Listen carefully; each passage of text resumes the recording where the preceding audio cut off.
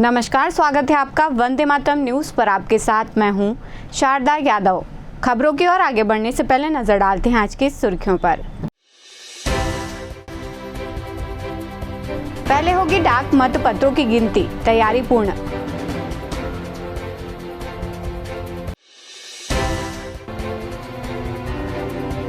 Cylinder फटा, आग लगी, हजारों का नुकसान।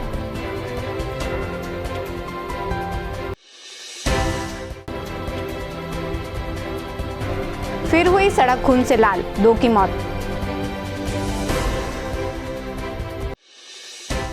अब खबरें विस्तार से। लोकसभा चुनाव के लिए 4 जून को होने वाली मतगणना की तैयारी आईटी कॉलेज झगरहा में पूर्ण कर ली गई है। सुबह 8 बजे से मतगणना प्रारंभ होगी। पहले डाक मत पत्रों की गिनती की जाएगी, उसके बाद ईवीएम में पड़े वोटों की गिनती होगी। कोरबा लोकसभा क्षेत्र के 4 विधानसभा क्षेत्रों की मतगणना होनी है। इस दौरान सुरक्षा की विशेष व्यवस्था की गई है।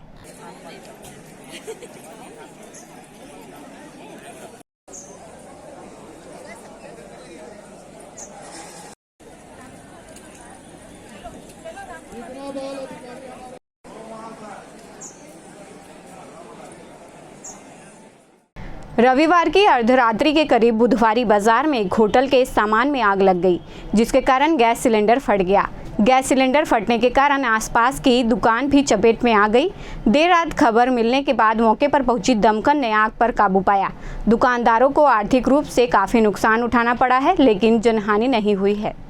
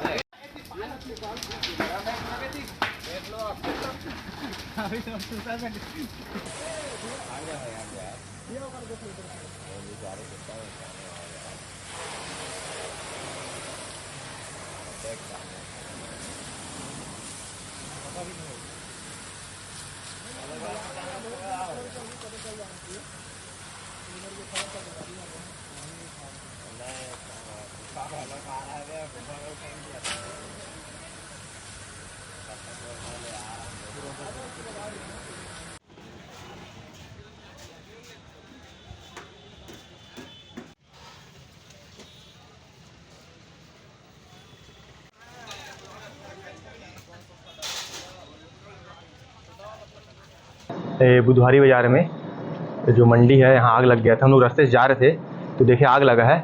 उसके बाद बहुत ज़ोर से आवाज़ आया तो अपन नाक देखे तो गैस सिलेंडर फटा है और बाज़ार में बहुत ज़्यादा आग लग गया था, जिसको हम लोग तिरपाल काट के और जितना कैरेट हटाए हैं, जितना हमसे हो पाया, उसके हम सूचना किए थाना में 112 में। उसके बाद पुलिस वाले आए हैं, उस फायर ब्रिगेड आके आग को बुझाया है। ये तो कौन सा बाजार है और क्या स्थिति है? कौन कौन से दुकान में आग लगा हुआ है और कहाँ फटा हुआ है?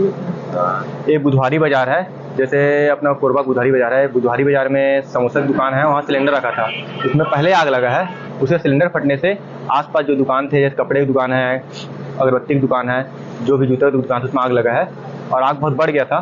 तो हम लोग देखे तो हम लोग आए और रस्सी काट के, तिरपाल काट के और कुछ जो सामान बच सकते हम लोग बचाए हैं उसको और साइड किए हैं। 112 बोले, कॉल किए तो पानी गाड़ी आके बुझाया है। इतनी बड़ी दुर्घटना हो सकती थी अगर यहाँ रहने वाले जो रहते थे, यहाँ सामान छोड़ के जाते हैं, तो लेकर कितनी बड़ी दुर्घटना होती? अगर ये आग बहुत बढ़ता, अगर हम लोग नहीं देख पाते तो आग बहुत बढ़ जाता, बहुत बड़ा नुकसान हो सकता था। यहाँ पूरे बाजार में सामान रखा रहता है, सबका सामान रहता है, सबका नुकसान हो जाता है, बहुत ज़्यादा बड़ा नुकसान होता है। कारण क्या लगता है भैया कि किस वजह से सिलेंडर फटा और किस वजह से आग लगा? क्या समझ में आता है कारण? यहाँ अंधेरा रहता है रात की वजह से और सब यहाँ नशा करते हैं और पुलिस वाले देखते भी नहीं है, सब यही नशा करते हैं, उन्हीं लोग से हुआ होगा। आशंका उन्हीं लोगों का है पूरा। रात में आग लगा, पता चला मेरे को इसमें, और मेरा तो खैर बहुत नुकसान हुआ सर। कम से कम 3 से 3.5 लाख नुकसान हो गया मेरा सर पूरा। और एक सहारा यही था, जीने का सहारा ही था। अब तो पूरा खाक हो गया सर, आपको देख रहे हैं, पूरा बचा नहीं कुछ अभी तो। क्या वजह मानते हैं? वजह क्या है सर, पता नहीं चल रहा वजह क्या है। बगल में होटल वाला था, वहाँ से सिलेंडर फटा है, तो उसे आगे इधर पकड़ लिया होगा शायद। और हम लोग खड़े उसको देखे नहीं उसको। जिले में सड़क हादसों का सिलसिला थम नहीं रहा है। रविवार की रात कटघोरा थाना अंतर्गत झोराघाट छुरी के पास दो बाइक में आमने सामने की टक्कर हो गई, जिससे दो लोगों की मौके पर ही मौत हुई और दो लोग गंभीर रूप से घायल हो गए। बताया जा रहा है कि एक बाइक में पति पत्नी सवार थे, जिसमें से पति की मौत हो गई। पुलिस मामले की जांच कर रही है।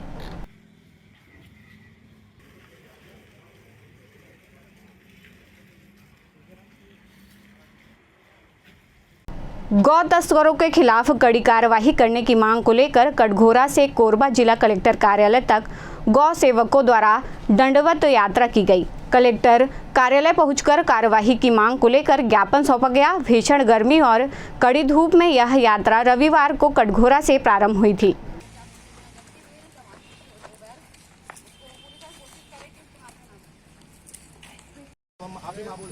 लेकिन ज्ञापन को तो कोर्ट में ले सकते थे।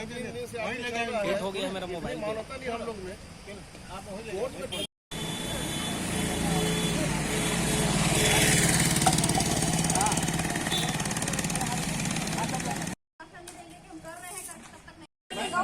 इसके पहले भी समझ रहे थे जो मिलने आ रहे थे, समझ रहा हूँ कार्रवाई करें। दूसरा कोई हमको मायने निकालना पड़े पर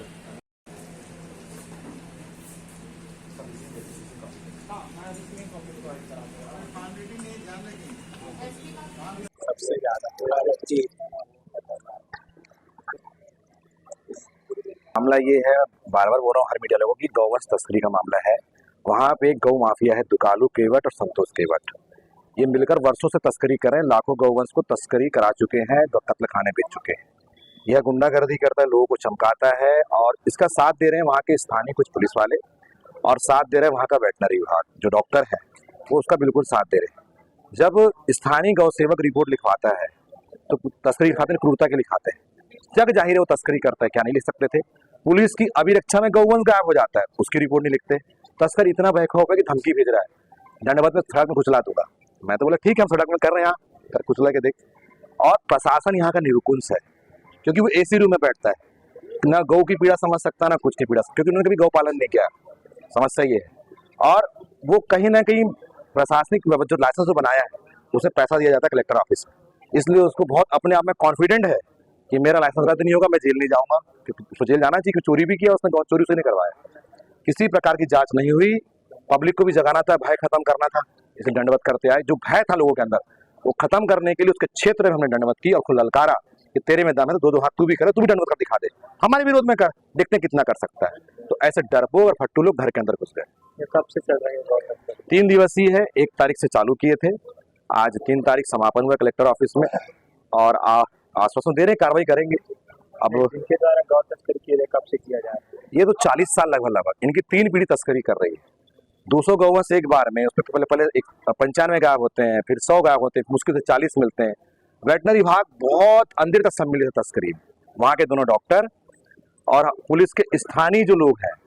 मैं टीआई को सीधे नहीं बोल सकता, नए नए आए थे, बाकी जो आसपास में जो लोग बैठे हैं वो सेट है, एक एक पल पल की खबर उसको देते हैं, पूरी मदद। पुलिस के संरक्षण के बगैर इतना बड़ा माफिया तो कोई बन नहीं सकता। एक बार और बोल दूं, जो यहाँ इस्लामिक लोग आते हैं बाहर से, वो सिमी के लोग हैं, जकात के लोग हैं, ISI के लोग हैं, जिससे उसका सीधा संबंध और जांच हो जाए ना सही तरीके से और ईमानदार व्यक्ति जांच कर दे, आतंकवादियों का सहयोगी निकलेगा वो। ये मामला को लेकर जो शिकायत करने के लिए आप लोग आए हैं, ये बार बार और आ चुके हैं या पहली बार? नहीं, इस मामले की पहले प्राथमिक शिकायत कर चुके हैं, क्योंकि इसके पहले जो कलेक्टर थे वो खुद तस्करी में शामिल थे, गौठान से गौवंश बाहर बेच रहे थे, उसके लिए हमने दंडवत किया था और कमिश्नर नगर निगम के। क्या लगता है कितने दिनों तक कार्रवाई हो पाएगी, और अगर कार्रवाई नहीं होती है तो आपने आत्महत्या करने के लिए? मैं 7 दिन का समय दिया, 7, 8 दिन, 10 दिन, 15 दिन समय देता हूँ। नहीं करेंगे तो मेरे को कदम उठाना पड़ेगा, इसी कलेक्टर ऑफिस में आग लगानी पड़ेगी अपने, तभी हो पाए। क्या लगता है ये गौ तस्कर वाले कहीं ना कहीं पॉलिटिकल पार्टी से बहुत बड़ा अमला?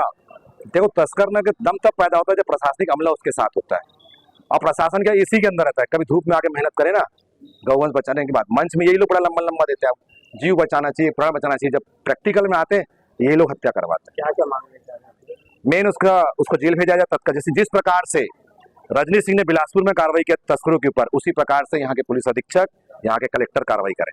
गौवंश की रक्षा के लिए वर्षों से हमारे सनातन पीढ़ी से संघर्ष करते आए हैं। आज इतना संघर्ष करना पड़ रहा है कि किसी व्यापारी का जिन्होंने लाइसेंस ले रखा है यहाँ पर पशु बिक्रे का, और वो जो है सीधा खरीद करके सीधा बूचड़ खाना भेज रहा है, उसको लाइसेंस निरस्त करने के लिए हमारी छोटी सी बच्ची जो है आज वहाँ से दंडवत वहाँ से कटघोरा चलती आ रही है। बड़ा दुर्भाग्य है और हम लोग को देख करके तो बड़ा आश्चर्य लगता है कि ऐसे भी दिन देखने को मिलेगा, जिसका लाइसेंस निरस्त करने के लिए कलेक्टर से बोलने के लिए यहाँ तक दंडवत वहाँ से यहाँ आई है। तो बहुत गंभीर का विषय है। तो हम लोग चाहेंगे ऐसे जो क्रूर व्यापारी हैं उन पर सख्ती से कार्रवाई की जाए, जो भी इससे संलिप्त है उनको सख्ती से सख्ती उनके ऊपर कार्रवाई की जाए।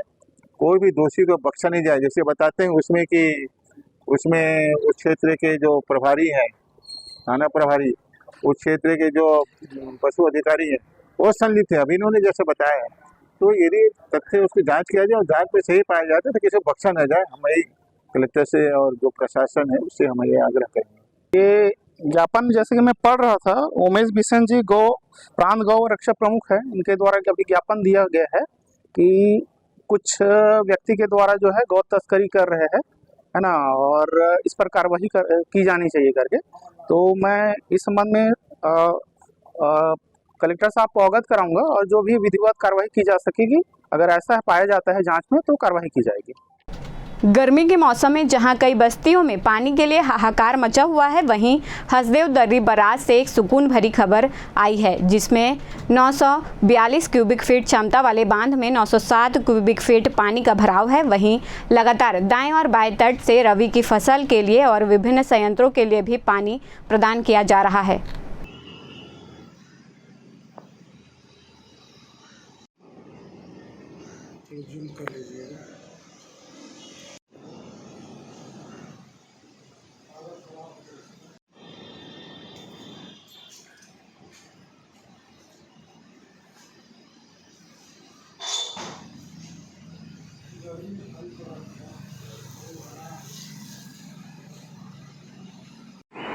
देखिए सर, अभी तो 941.80 है भराव और आरसीबी में 317.47 और एलबीसी में 84.66 जा रहा है अभी। हाँ सर, अभी फिलहाल तो अभी ज़्यादा पानी छोड़ा नहीं जा रहा है, वो रबी फसल के लिए दिया गया था। अब अभी फिर जब ज़रूरत बरसात में जब पानी की कमी सरकार को पड़ेगी तो फिर उसको दिया जाएगा। अभी एनटीपीसी वगैरह, एससीसीएल वगैरह जो जिसको पानी की ज़रूरत है उसमें अभी दिया जा रहा है।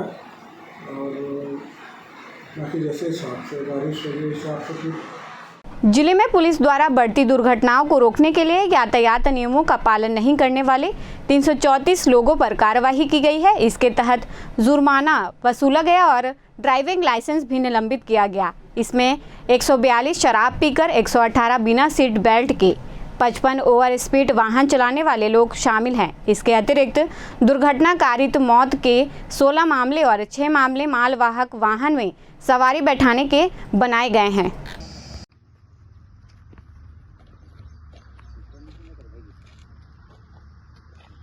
द्वितीय राष्ट्रीय कूडो प्रतियोगिता में level up mixed martial art अकादमी कोरबा के खिलाड़ियों ने 10 पदक जीते हैं। खिलाड़ियों द्वारा जिले व प्रदेश का नाम रोशन किया गया है।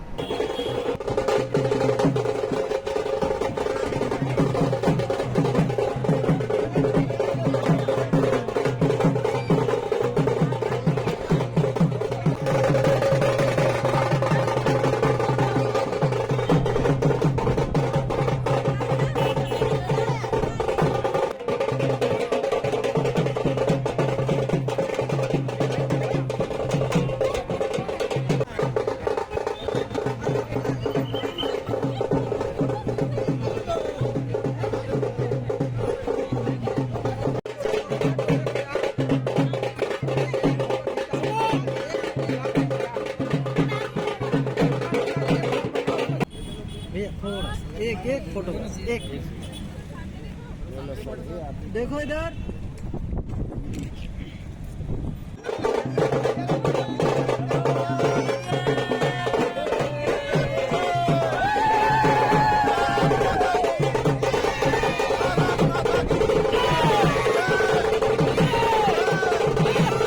मैं एक मार्शल आर्ट्स कूडो टूर्नामेंट में स्टेट लेवल पे चयनित हुआ था, पहला पदक हासिल करके नेशनल के लिए। इसमें आपने जीत हासिल की है, आप किन किन को सहारा करना चाहते हैं? मैंने इसमें प्रथम पदक प्राप्त किया है और इसमें मैं सबसे ज़्यादा श्रेय अपने कोचेस अविनाश सर, प्रेम सर और देवाशीष सर को देना चाहता हूँ।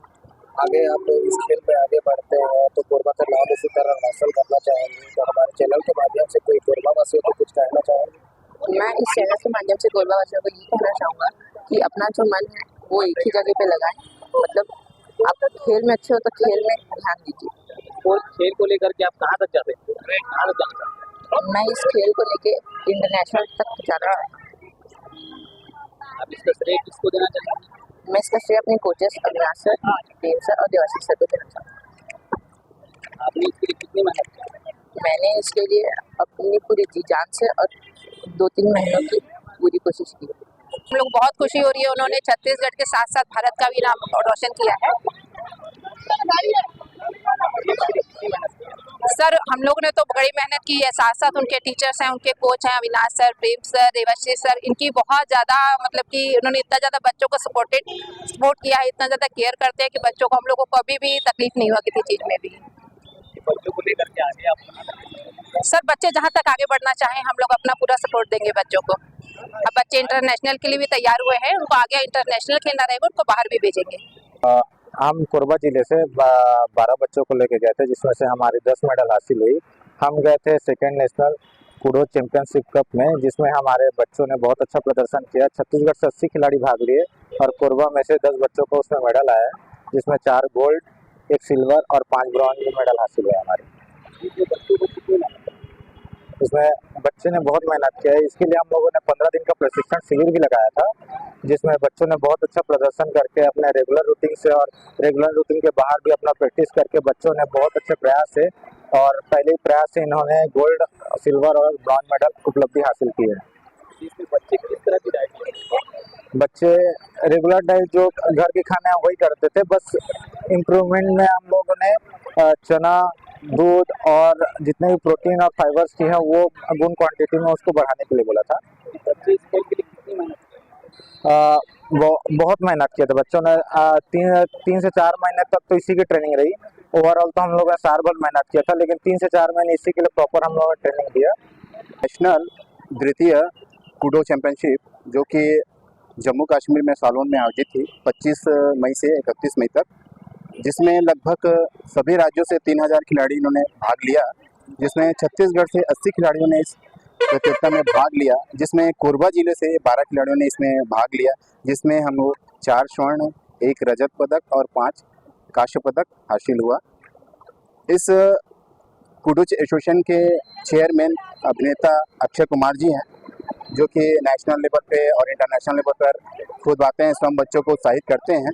आगामी प्रतियोगिता के लिए और भी बच्चे और मेहनत करेंगे और हमारे छत्तीसगढ़ राज्य के लिए और अच्छे से मेडल लाएंगे। और कोच के रूप में हमारे प्रेमराज बंजारे सर और छत्तीसगढ़ कूडो राज्य संघ के उपाध्यक्ष श्री अविनाश बंजारे जी, जिनके तत्वाधान में, इनके मार्गदर्शन में ये टीम गई हुई थी। साथ ही में इनके कोच देवाशीष सर, रानी मरकाम, सारे कोचों को ढेर सारी शुभकामनाएं देना चाहता हूँ कि आगामी प्रतियोगिता के लिए और बच्चे को अच्छे से अच्छे तैयार करें। निरोगी जीवन जीने के लिए स्टेम सेल पद्धति एक आधुनिक विज्ञान है, जिसमें डायबिटीज़, हार्ट अटैक, किडनी जैसे 200 बीमारियों का इलाज संभव है। दिल्ली से आए डॉक्टर विकास कोहली ने प्रेस क्लब के तिलक भवन में पत्रकारों से चर्चा करते हुए कहा कि हमारा शरीर मूलभूत कोशिकाओं से बना है और हमारे शरीर की जड़ यही कोशिकाएं होती है। जितनी स्वस्थ हमारी कोशिकाएं होंगी, उतना ही स्वस्थ हमारे शरीर के अंग होंगे।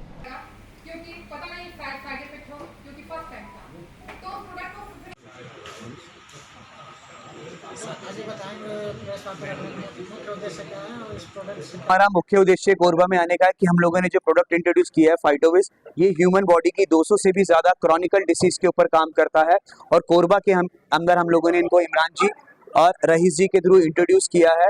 तो अगर कोई भी इंसान बीमार है वो इसको यूज़ कर सकता है और हम लोग जो बीमार होना नहीं चाहते हम लोग इस प्रोडक्ट को यूज़ कर सकते हैं। आज जो हमारा खान पान है, हम जो पानी पी रहे हैं, जिस हवा में हम लोग सांस ले रहे हैं, जो फूड ले रहे हैं, उसके अंदर इतना ज़्यादा टॉक्सिन है कि ना चाहते हुए हमें छोटी उम्र में क्रॉनिकल डिसीज से सामना करना पड़ता है। ये जो प्रोडक्ट है this is called nutraceutical science, जो हमारे किसी भी ऑर्गन की बायोलॉजिकल एज को रिवर्स करने में सपोर्ट करता है और 200 प्लस डिसीज के ऊपर ये एक सिंगल प्रोडक्ट काम करता है, इसीलिए बोला जाता है 100 सुनार की और एक लोहार की। Thank you so much. इसका जो प्राइस है 2 महीने का नॉर्मल कोर्स 16,000 रुपीज का सर। इसको विधि ये है कि इसमें ऐसे आपको छोटे छोटे पाउच मिलते हैं। जब भी आप लोग सुबह यूज करेंगे, इसको ग्राइंड करना चाहते हैं, सुबह उठते ही बेड के ऊपर आपको इसके एक पाउच को टीयर करके जीभ के नीचे डालना है और मुंह बंद कर लेना है और 15 मिनट तक उस स्लाइवा को अपने मुंह में रखना है और उसके बाद आपको 2 गिलास पानी पीना है किडनी के पेशेंट्स को छोड़ के। और आप देखेंगे कि 2 महीने के अंदर आप किसी भी क्रॉनिकल डिसीज से जैसे cancer, kidney failure, liver failure, heart problem, psoriasis, gangrene जैसी, अल्जाइमर, पार्किंसन, जितनी भी बीमारियां हैं, ये हमारी फिजिकल, मेंटल और इमोशनल तीनों बॉडी के ऊपर इसके रिजल्ट आपको देखने को मिलेंगे सर। अब तक अगर आप देखेंगे तो हम लोग 1 लाख से भी ज्यादा प्रोडक्ट जो है वो सेल कर चुके हैं, जिसमें से 70 to 80% लोगों को इसके ड्रास्टिकली मिरेकल रिजल्ट देखने को मिले हैं हर बीमारी के ऊपर। इसके प्रोडक्ट मिलने के लिए आप कोरबा क्षेत्र में सिटी मॉल में इमरान सर से और रहीस सर से कांटेक्ट कर सकते हैं। नीचे इनका नंबर दिया होगा, उस नंबर पे आप कॉल कर सकते हैं। मैन्युफैक्चरिंग जो है, इसमें जो रॉ मटेरियल डाला है, इंग्रेडिएंट डाला है, वो हम लोग स्विट्जरलैंड से और अमेरिका से इंडिया में इंपोर्ट करते हैं और आपको सिर्फ पैक करके देते हैं। इसके ऊपर जो साइंस यूज हुई है that is called Swiss quality formula. जो हमारी पेरेंट कंपनी है उसका नाम है मिबेल ग्रुप ऑफ बायोकेमिस्ट्री और जो हमारे डॉक्टर है उनका नाम है डॉक्टर फ्रेड जूली। आप गूगल में सर्च कर सकते हैं। जो पिछले 25 साल से ह्यूमन बॉडी की डिसीज को रिवर्स करने में ये प्रोडक्ट ऑलरेडी 10 साल से 65 प्लस कंट्रीज में ऑलरेडी काम कर रहा है और हम लोगों ने इसको कोविड के बाद इंडिया में इंट्रोड्यूस किया है।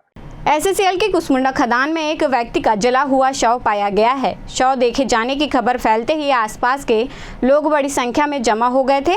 खदान के कोल स्टॉक के पास लगे ट्रांसफार्मर के नीचे शव पाया गया, जिसकी पहचान जपेली निवासी कपूरदास के रूप में हुई है। फिलहाल पुलिस मर्ग कायम कर जांच कर रही है। ये पाए में आ गया होगा उतने जो भी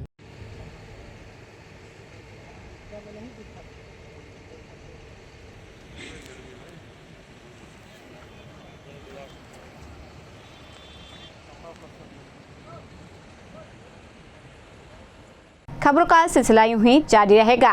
देखते रहिए वंदे मातरम न्यूज़। मिलते हैं अगले बुलेटिन में, तब तक के लिए नमस्कार।